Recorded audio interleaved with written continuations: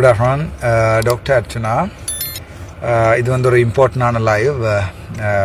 சில இன்ஃபர்மேஷன் வந்து பப்ளிக்கு வந்து கிளியர் கட்டாக சொல்ல வேணும். அப்படி சொல்லலைன்னு சொன்னால் வந்து அதனுடைய பிரதிபலிப்புகள் வந்து முக்கியமாக ஒரு கைக்குழந்தையை பாதிக்குமன்றபடியாக இந்த லைவுக்கு வந்திருக்கிறேன். முக்கியமான விஷயம் வந்து மன்னாரில் சிந்துஜாட விஷயம் உங்களுக்கு தெரியும். நான் அங்கே போனவங்களுக்கு தெரியும், ஜெயிலுக்கு போனவங்களுக்கு தெரியும். திருப்பி I came back and then I decided. அதுக்கு பிறகு நான் டிசைட் பண்ணினான், அதாவது வந்து அங்கே வந்து 2 தெரப்பி இருக்குது. அதாவது சிந்துஜாக்கு பின்னால் 2 தெரப்பி இருக்குது. ஒன்று வந்து சிந்துஜாட ஹஸ்பண்ட் மரியராஜ், 2வது வந்து சிந்துஜாட அம்மாவும் அவர்களுடைய சகோதரர்களும் இருக்கிறார்கள். இந்த சம்பந்தப்பட்ட தரப்பு, அதாவது வந்து இந்த கொலையில் சம்பந்தப்பட்ட தரப்பு பிரித்தாளுவதை வடிவாக செய்ய தொடங்கி இருக்கிறார்கள். அது எப்படி என்றால், பிள்ளை யாருக்கு என்ற பிரச்சனை. அப்பாவுக்கு சொந்தமா பிள்ளை, அம்மாவுக்கு சொந்தமா? அதற்கு அவர்கள் பாவித்த ஆயுதம் வந்து மரியராஜ் என்ற ஒரு அப்பாவி ஆண்மகன், அவரை தான் பாவிச்சிருக்கிறார்கள். அவர்கள் வந்து என்ன செய்யிருக்கிறார்கள் சொன்னால், தங்களுடைய மீடியா பிரீஃபுக்கு வந்து மரியராஜை கூட்டிகிட்டு போயிருக்கிறாங்க. சரிதானே? அதுக்கு பிறகு நடந்தது உங்களுக்கு தெரியும். மிஸ்டர் ஏதோ ஒரு பேர் அவருக்கு வந்து அந்த பொதுமக்கள கூட்டமைப்பில் இருக்கிறார், அவருக்கு ஏதோ பேர் உண்டு. அவர் வந்து முதல் வைத்தியசாலைன்ற பக்கம்தான் நின்றவர். நின்றுட்டு கழுத பல்ட்டி அடித்த மாதிரி திடீரென்று பல்ட்டி அடித்தார் பாதிக்கப்பட்ட தரப்புக்கு. அப்போ நான் ஜெயிலுக்கு இல்லை, அந்த வீடியோக்களை நான் முழுமையாக பார்த்த சொல்கிறேன். அவர் என்ன செஞ்சாருன்னு சொன்னால், திடீரென்று இந்த பக்கம் பல்ட்டி அடித்து மரியராஜ் வந்து பாவம் ஒரு அப்பாவி, ஒரு தன்னுடைய அன்பான மனைவியை இழந்தவர். அவர்கள் காதல் திருமணம் செய்திருக்கிறார்கள். அப்போது உங்களுக்கு விளங்கணும் அவருடைய குடும்பத்தில் இவ்வளவு அன்பு இருந்திருக்கும் என்று. ஒரு அன்புக்கும் காதலுக்கும் பிறந்த குழந்தை தான் இப்போது அனாதையாக நிற்கிறது. மரியராஜ் என்றவர் வந்து என்னோட கதைச்சார். அவர் தான் ஃபர்ஸ்டாகவே, அண்ணா இந்த கேஸுக்கு ஒருக்கா வரமாட்டீங்களா, நீங்கள் சொல்கிற எல்லாத்தையுமே நான் செய்வேன் என்று கதைச்சது மரியராஜ். மிஸ் கௌஷல்யாட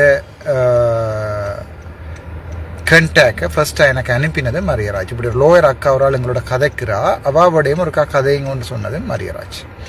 அப்புறம் நான் கௌஷல்யாட நம்பரை சேவ் பண்ணியிருந்தான்.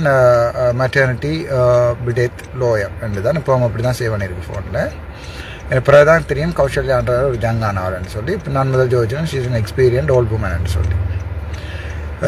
அதற்கு பிறகு தான் மரியராஜோட போஸ் யாருடைய கௌஷல்யாவோட போஸ் யாருடைய என்ற விஷயம் எனக்கு தெரிஞ்ச போது, நான் அவருடைய பொஸ்ஸுக்கு வந்து அவ சொன்னவா தான் இந்த கேஸை வந்து அவர் வந்து பிரசிடென்ட் கவுன்சிலர்ன்றபடியாக பொஸ் தான் இந்த கேஸ் செய்வார்ன்னு சொல்லி. ஸோ அப்போ நான் சொன்னேன், நான் தெளிவாக கிளியராக நீங்கள் அந்த கேஸுன்ற ஃபேக்ட் எடுத்து உங்களுக்கு நான் சொல்கிறேன், பொஸ்ஸோட கழிச்சிட்டு சொல்லுங்கோ, பொஸ்ஸுக்கோ ஓகேண்டா இந்த கேஸை செய்யறதுக்கு ஓகேன்னா அவர் பெரிய லோயர்னு சொல்லி நான் கேள்விப்பட்டேன் ஜஸ்ட். அப்போ அவர்கிட்ட நான் சொன்னேன், நீங்கள் இந்த ஃபேக்டை வந்து பாருங்கோ அம்மா, பார்த்துட்டு. அப்போ நான் யாருன்னு தெரியாது, மீட் பண்ணவும் இல்லை. ஃபேக்டை பாருங்கோ, பார்த்துட்டு எனக்கு உங்களோட பொஸ்ஸோட கதைச்சிட்டு சொல்லுங்கோ கேஸ் எடுக்கிறாரா இல்லையா. அப்போ நான் ஜெயிலுக்கும் போகல. நான் அப்போ யாழ்ப்பாணத்துலேருந்து பேராதனியாக போய் கொண்டு இருக்கிறேன். வாய்ஸ் ரெக்கார்டிங் எல்லாம் இருக்குது, நான் காட்டுறேன் தேவைப்பட்டேன். அப்போ அதுக்கு பிறகு வந்து கதைச்சிட்டு எனக்கு சொன்னவா, கௌஷல்யா வந்து தன் பொஸ்ஸோட கதைச்சிட்டு சொன்னவா, பொஸ் எடுக்கிறாருன்னு சொன்னவர். இப்போ கொழும்புல அவர் வந்து இந்த கேஸ் எடுக்கிறாருன்னு சொன்னவர். அதுக்கு பிறகு நடந்த விஷயங்கள் வந்து தலைகளாக நடந்துட்டு நான் அங்கே போன முடியாது, ஜெயிலுக்கு போக வேண்டி வந்துட்டுது. அதற்கு பிறகு நான் வெளியால் வந்த பிறகு அன்பான நீதிமன்றமும் மதிப்புக்குரிய நீதிபதி அவர்களுடைய கட்டளைக்கு நான் இந்த கேஸ் சம்பந்தமாக ஒன்றும் கதைக்க மாட்டேன்னு சொல்லி ஜெயிலால் வெளியில் வந்த பிறகு நான் மரியராஜிட வீட்டை கௌஷல்யா கூட்டி கொண்டு போய் இன்ட்ரடியூஸ் பண்ணிவிட்டேன். நான் உங்களுக்கு ஒன்றுமே இது சம்பந்தமாக இனிமேல் அறிவுரை தரமாட்டேன். அதாவது வந்து இந்த கேஸ் யார் செய்கிறன்ற அறிவுரையை நான் தரமாட்டேன். ஏன்னா அது உங்கள்கிட்ட விஷயம். நீங்களும் மரியராஜும் கதைங்கன்னு சொல்லி மிஸ்டர் டாலிமான்னு சொல்லி அவருடைய கசின் பிரதருக்கும் வந்து அவருடைய அம்மா அப்பா எல்லாரையும் கூட்டி கொண்டு போய் நான் வடிவாக இன்ஃபார்ம் பண்ணிவிட்டேன். நான் இந்த கேஸ் வந்து எந்த கேஸ் வேறு, என்ன வந்து அடைச்ச கேஸ்ன்றது வேறு, இது வேறு என்றதையும் எனக்கு விளங்கப்படுத்தி, அதோட எனக்கு மன்னாரில் எந்த லோயஸும் டாலிமா இதை பார்த்து கொண்டிருப்பீங்க, பிள்ளையண்டா தேவை செய்தப்போ ஒரு லைவ் ஒன்று வந்து சொல்லுங்க. மன்னாரில் எந்த லோயஸையும் தெரியாதுன்றதையும் விளங்கப்படுத்தி, அப்போ கௌஷல்யாவும் பக்கத்தில் இருந்தவா கிளியராக சொல்லிவிட்டுனா நீங்கள் விரும்பினா கௌசல்யாட்ட உங்களுக்கு ட்ரஸ்ட் இருந்தால் கொடுக்கலாம். பட் அதில் ஒரு கன்ஃப்ளிக்ட் ஆஃப் இன்ட்ரெஸ்ட் இருக்குது. கௌசல்யாட பாஸ் வந்து இப்போ இந்த கேஸுக்கு எனக்கு எதிராக நிற்கிறார், ஜோதிச்சுட்டு கொடுங்கன்னு சொல்லி நான் கதைச்சிட்டு நான் I went back to out of மனா. நான் போயிட்டேன். நான் போனாக பிறகுதான் வைத்தியர் செந்தூரன் அவர்கள் ஏதோ ஒரு அரசியல் அடிப்படையில் ஒரு நாள் அடையாள துள்ளல் உண்ணாவிரதம் ஒன்றை செய்தவர். அதை வரவேற்கத்தக்க ஒரு விஷயம். ஆனால் அதை அவர் செய்த நிமிடங்கள் இப்போ செய்தார், என்ன மோட்டிவில் செய்தார், தானே ஒரு ப்ரைஸ் காரில் எங்கேயோ போய் பிரிண்ட் பண்ணிட்டு வந்து அதே ஒரு போஸ்ட்டுக்கும் பஸ் ஸ்டாண்டுக்கும் இடையில் எடுத்து கட்டிட்டு அதில் தானே கையை கட்டி கொண்டு நான் இன்றைக்கு உண்ணாவிரதம் என்று சொல்லி காலம் இன்னும் பின்னேறம். அதுக்கு பிறகு யாரோ அரசாங்க அதிபர் வந்ததாகவும் சம்மந்தப்பட்ட லோயர்ஸ் வந்ததாகவும் அது திட்டமிட்டேன்னு சொல்லி ஆக்கள் கதைக்கணும். மேபி நாங்கள் அப்படி நினைக்கக்கூடாது. ஸோ அவரை நாங்கள் சியர்ஸ் பண்ணுவோம். எங்கேயாவது ஒரு இடத்துல உண்மையான உண்ணாவிரதம் இருந்தால் அவரை பிடிச்சி ஃபஸ்ட்டாக போடுவோம் நீங்கள் இருக்க சொல்லி. அதுக்கு பிறகு அவர் சித்தா பிறகு நான் இருப்பேன். எப்படி வசதி. ஓகே. அதுக்கு பிறகு செந்துரனப்பா அவர் மனசால பாதிக்கப்பட்டிருக்கார்களுக்கு பாவம் நாங்கள் அவரை ஆற்றுப்படுத்துவோம். அவருக்கு ஏதாவது ஆடல் பாடல்கள் விபச்சார விடுதிகள் சம்பந்தமாக ஏதாவது அவர் ஏதோ சொல்லியிருந்தேன். நான் அர்ச்சுனா வந்து இந்த சேகர காசில் விபச்சார விடுதிகள் நடத்தலாம்னு சொல்லி அப்படி நான் நடத்திக்க அவரை முதலாவதாக கஸ்டமராக கூப்பிட்டு விடுறேன். அவர் அதுக்கு கொஞ்சம் இன்ட்ரெஸ்ட் கூட போடாக்கு பாவமால பார்த்தாலும் அப்படி தான் தெரியுது. அதுக்கு மேலே நான் கதைக்கவும் கூட பாவம் தனி கருப்பா சிங்கமாக இருக்கிறார். ஸோ அவருக்கு வெச்சார விடுதிகளுக்கு தனி வீட வைஃப் பார்த்து கொண்டு இருப்பீங்க நினைக்கிறேன். சொரியம்மா நீங்கள் உங்களோட ஹஸ்பண்டை கொஞ்சம் கண்ட்ரோல் பண்ணணும். இல்லை தான் இல்லாட்டி சரியில்லை தானே, பிள்ளைகள் எல்லாமே இருக்குது. ஓகே, எனிவே நான் அந்த கட்டரம்பை விட்டுருவோம். நான் அதை அமர்த்த பார்த்தேனான்னு நம்மள்கிட்ட இட்ஸ் ஓகே. செந்தூரன் அண்ணான்றவர் தான் அரசியலுக்கு வர்ற ஆசையில் நானே போகிறதோ இல்லையோன்னு இவ்வளோ நாளாக இருந்து இப்போ ஜோதிச்சு கொண்டிருக்கேன். என்றால் இந்த இலட்சியமே மெடிக்கல் அட்மினிஸ்ட்ரேஷன். ஓகே, நான் ஃபேக்ட்டுக்கு வருவோம். அதுக்கு பிறகு நான் மிஸ்டர் டாலிமாட்ட நான் கிளியராக விட 2 சகோதரத்திட்டையும் அம்மாட்டையும் சொன்னேன். நான் வந்து மன்னாரை விட்டு போகிறேன். இந்த கேஸ் வந்து எந்த கேஸுக்கு நான் வருவேன் அம்மா, ஏதாவது எனக்கு நடக்கிற கேஸுக்கு வந்து நான் உண்மையாக எல்லாத்தையும் சொல்லுவேன். கோர்ட்ஸில் அசமான ரெக்கார்டிங் இருக்குது, நான் அதை கொடுக்க போகிறேன் லோயர்ஸுக்கு. மற்றது இது சம்மந்தமாக இப்போ நான் வாரத்துக்கு முன்னே உங்களோட கழிச்சது வந்து மிஸ் கௌசல்யா. பட் கௌசல்யா வந்து இப்போ இந்த கேஸ் எடுக்கிறதுல ஒரு சின்ன சிக்கல் இருக்கான்னு சொன்னால், கௌசல்யா ஆரை கொண்டு, அதாவது junior lower 1 or 2 years experience இருக்குது. அப்போ இந்த கேஸை அவள் எடுக்கல, அவள் யாரோ ஒரு ஆளுக்கு கீழே தான் வேலை செய்ய வேண்டி வரும். ஸோ அதில் ஒரு கன்ஃப்ளிக்ட் ஆஃப் இன்ட்ரெஸ்ட் ஒன்று இருக்குது.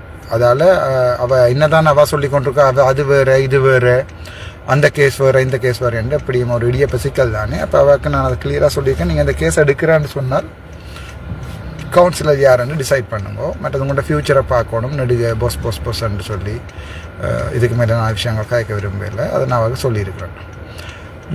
இப்போ அதுக்கு நான் பிறகு செந்தூரன் அவர்கள் வந்து மேளம் அடித்து தான் ஒரு உண்ணாவிரத போராட்டம் முடித்திருக்கார். அதுக்கப்புறம் அந்த பொது அமைப்புகளின் தலைவர் என்று சொல்லி ஒரு ஆள் வந்து பல்ட்டி குப்புக்கரணம் அடித்து வந்து இப்போ தான் அந்த கேஸை செய்ய போகிறேன்னு சொல்லி வலிக்கிட்டு இருக்கார். சந்தோஷம். எல்லாரும் சேர்ந்து பனங்கிழங்களுக்கு கேட்க சேரம் அந்த தடி மட்டும்தான் இருந்தாலும் கிழங்கு முழுக்க உள்ளுக்க நட்டுறோம். அந்த பையன் மட்டும்தான் மற்றபடி பிரச்சனை தோண்டி எடுப்பேன் நாங்கள் கிழங்குகளை. அதையும் விட அடுத்தது வந்து இவர் யார் என்னென்றால் எங்கள்ட ரைட் டு லைஃப் என்று சொல்லி மிஸ்டர் டிரெக்ஷன் சொல்லி வர்றார். அவர் வந்து என்ன செய்கிறான்னு சொன்னால், அவரும் வந்து தான் இந்த கேஸ் செய்கிறேன்னு சொல்லி ஏதோ லெட்டரில் சைன் பண்ணி அதெல்லாம் செய்திருக்கிறேன். மிஸ்டர் டிரெக்ஷன் அப்போது உங்களுக்கு இது ஒரு ப்ரொஜெக்ட், உங்களுக்கு ஒரு இது மற்றாக்களோட வாழ்க்கை, அவையோட இந்த கேஸ்கள் பிள்ளையாக போனால் அவைக்கும் பாதுகாப்பு வரும், ஒரு கை குழந்தை எல்லாம் இருக்குது. நீங்கள் உங்களோட ஃபன்னுக்கு அர்ச்சனாவோட கழிச்சு நான் 8 நிமிஷம் என்று சொல்லி அந்த ஸ்க்ரீன்ஷாட்டை வாட்ஸ்அப்பில் ஸ்டேட்டஸாக போட்டு நான் எல்லாம் சகலமும் ஜாம் அறிவோம். அதனால் மிஸ்டர் டிரெக்ஷனையும் இதில் இருந்து நான் கொஞ்சம் விரந்து நிற்க சொல்லி பணிவான அன்போட கேட்டுக்கொள்கிறேன். அது தவிர ஹியூமன் ரைட்ஸில் போயிருக்கணும், எனக்கு துப்புரவான நம்பிக்கை இல்லை.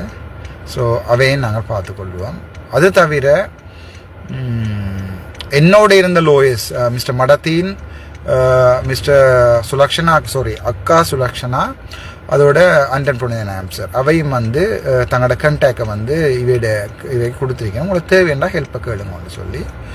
So at this moment I'm back to the position. நான் இப்போ திருப்பி பழைய இடத்துக்கு வந்திருக்கிறேன். நான் எங்கேயோ விட்டுட்டு போனேன், அதுங்க வந்திருக்கேன். மிஸ்டர் தாலிமாட்ட சொல்லியிருக்கிறேன். அப்போ என்னட்ட கேட்காம என்னோட ஒரு வசனம் டிசைட் பண்ணுற ஃபேக்ட் வந்து ஃபேக்டை வந்து அவை தான். அப்போது நான் உங்களுக்காக 5 நாள் கஷ்டப்பட்டு நான். ஸோ இதால் அப்போ நீங்கள் டிசைட் பண்ணுங்கோ. இப்போ ஒவ்வொரு ஆளையும் இந்த கேஸ் எடுக்க வலிக்கிற ஒவ்வொரு ஆளையும் நேமை போட்டு எழுதுங்கோ. இந்த கேஸால் இவர் என்ன பெனிஃபிட் எடுக்க வலிக்கிறார், இந்த கேஸால் என்ன அட்வான்டேஜ் எடுக்க விரும்புகிறாருன்னு பாருங்க. டாக்டர் அர்ச்சுனாண்டு போட்டு எழுதுங்க, முதலாவது எழுதுங்க. இவர் வந்து பிரபல்யம் ஆவதற்காக இந்த கேஸை எடுக்க விரும்புகிறார். ஃபேக்ட் தானே? ஃபேக்டாகவே பார்ப்போம். அது எனக்கு தேவையா இல்லைன்றது மக்கள் தான் தெரியும். நான் பிரபல்யமானமா இல்லையா. வேறு ஒரு ஆள் எடுக்கிறார் ஒரு கேஸ். அதாவது வந்து இப்போ என்ன பேர், கௌசல்யாவோட பொஸ் இதை எடுக்கிறாருன்னு சொன்னால் அவரே அந்த கேஸ் எடுக்கிறார். இவ்வளோ ஹாஸ்பிட்டல் பக்கம் வாதாடினவர் இந்த கேஸ் அப்போ எடுக்கிறாரேன். ஸோ இவர் அங்கே இங்கேயும் அடித்து இங்கேயும் அடிக்க போகிறாரா, ஜோசிச்சு எழுதுங்கொண்டு தாலிமாட்டு நான் சொன்னேன். அது தாலிமாக்கு விளங்கி கொள்வார். அது மாதிரி அண்டன் புனிதன் ஆம்சர் இந்த கேஸ் எடுக்கிறாரா இருந்தால் அவர் ஏன் எடுக்கிறார்? அவர்கிட்ட காசு இல்லையா, காசு இருக்கா? இது யாராவது காசு பே பண்ணுவேன் நம்ம, அல்லது அர்ச்சுனாவோட நிற்கிறபடியா, அர்ச்சுனாவோட பர்சனல் லோயர் படியா அண்டன் புனிதன் சார் அவர் எடுக்கிறாரா இல்லையாவோ எனக்கு தெரியாது. பட் அவர் எடுக்கிறேன்னு நினைச்சு நான் இதை சொல்கிறேன். என்னோட எக்ஸாம்பிளாக சொல்கிறேன். சார் என்ன மன்னிச்சு கொள்ளுங்க உங்களோட பேரை பாவிச்சதுக்கு. சேம் டைம் அந்த மற்ற பக்கம் பொஸ்ஸும் வந்து பேர் பாவிக்க விட்டதுக்கும் என்ன மன்னிச்சு கொள்ளுங்க. பாய்ப்போம், கேஸ் முடியட்டும். அதை தவிர இப்போ நான் வந்து கிளியராக சொல்லிக்கிறேன், இந்த கேஸ் வந்து அதாவது மற்ற எல்லாருக்குமே கேஸ். எனக்கு நான் கிளியராக சொல்லிக்கிறேன் தாலிமாட்ட, அப்போ நீங்களும் மரியராச்சும் சண்டை பிடிக்கிறதா இருந்தால் அந்த பிள்ளை, நான் வந்து ஒரு பிள்ளைய பிறந்த நாளில் இருந்து பெம்பஸ் கட்டி நெப்பின் கட்டி அதை எப்படி இடுப்புலையும் கட்டிட்டு கீழாலையும் கொண்டு வந்து வச்சு 3 முக்கோணம் மாதிரி கட்டணும்ன்றது எனக்கு தெரியும். நானே கையால் வளர்த்தவன். இந்த X5க்கும் அது நல்லாவே தெரியும். அதெல்லாம் நான் சொல்லியிருக்கேன். நீங்கள் அடிபடுறதா இருந்தால் அடிபடுங்கோ, தயவு செய்து பிள்ளை என்னெடுத்தாங்கோ 6 years டவுன் த லைன் ஒரு பெர்ஃபெக்ட் மேனாக கொண்டு வந்து திருப்பி விட்டு வரும். அதுக்கப்புறம் நீங்கள் வளருங்கன்னு சொல்லியும் நான் ஒரு சின்ன ஜோக்காக சொல்லலாம். But that's in my heart. Because son அடிக்கடி கட்டுவோம் இருக்கார். நாங்கள் ஒரு போய் ஒரு ஆள் வந்து வேண்டுவோணுமப்பா, ஈபேயில் வேண்டுவோம், எனக்கு தம்பி வேணுமென்ட்டு. அப்போ நான் சொன்னேன், தம்பி இப்போ போடுறதுக்கு வழி இல்லை அப்பாவுக்கு, அப்பாட வயிற்றுக்குள்ள தான் தம்பியை வச்சுருக்கணும். ஸோ நாங்கள் ஈபேயில் ஓட பண்ணி எடுப்போம்னு சொல்லி மகனுக்கு சொல்லியிருக்கேன். ஸோ அப்படி அப்பா அவியவர். ஸோ நான் கிட்ட சொல்லியிருக்கேன், நீங்கள் அடிபடுங்க, அது வரைக்கும் நான் பிள்ளையை கொண்டே நான் வச்சிருக்கிறேன்னு சொல்லி கொழும்புல என்னோட வச்சிருக்கேன்னு சொல்லியிருக்கிறேன். அதுதான் இப்போதைக்கு இருக்கிற சிச்சுவேஷன். ஸோ நான் நினைக்கிறேன், ஐ ட்ரஸ்ட் தலிமா, அதோட 2 சகோதரர், மற்றது அவன் அம்மா 3 பேரும் வந்து இனிமேல் பிள்ளையை கொண்டு சந்தியலுக்கோ ரோட்டுகளுக்கோ கொண்டு போய் இவையோட யூடியூப்களுக்கும் இவையோட மீடியா கான்ஃபரன்ஸுக்கும் நீங்கள் கொண்டு போக மாட்டீங்கன்னு நினைக்கிறேன். இது ஸ்ட்ரிக்ட் ஆர்டர். ஏன்னா உங்களுக்காண்டி, உங்களோட பிள்ளைக்காண்டி, உங்களோட மகளுக்காண்டி நான் 5 நாள் ஜெயிலுக்குள்ள போயிட்டு வந்தேன்னா அது எனக்கு 5 வருஷம் மாதிரி. ஸோ உங்களுக்கு தலிமா உங்களோட ரிலேஷன்ஸுக்கு ஒரு strict order. You can take, அதாவது உங்களோட பிள்ளைய வீட்டை விட்டு 6 மாதம் வெளியே கொண்டு போயிடலாம். மிட்வைஃப் மட்டும் வந்து பாப்பா. That's a strict order. Second thing is, ஹாஸ்பிட்டலுக்கு போகிறத விட வேறு ஒருத்தர் கொண்டே காட்ட வேண்டாம். செகண்ட் திங், இந்த இன்ஃபெக்ஷன்ஸ் வரும், அப்படி வேறு பிரச்சனைகள் இருக்குது. செகண்ட் திங் இஸ், இது சம்பந்தமாக டிசைட் பண்ணுற ஃபேக்டர் இப்போ அவைக்கு தான் இருக்குது. பட் அந்த கேஸ் வந்து, அதாவது அந்த ப்ராப்ளம் வந்து இஸ் அண்டர் மை கண்ட்ரோல். அதால் வேறு யாராவது அந்த பஸ்ஸோ யாராவது அந்த கேஸில் எடுத்து செய்கிறேன்னா தயவு செய்து you can talk to No77224924, otherwise No775456 126. Thank you so much. எப்படி வசதி.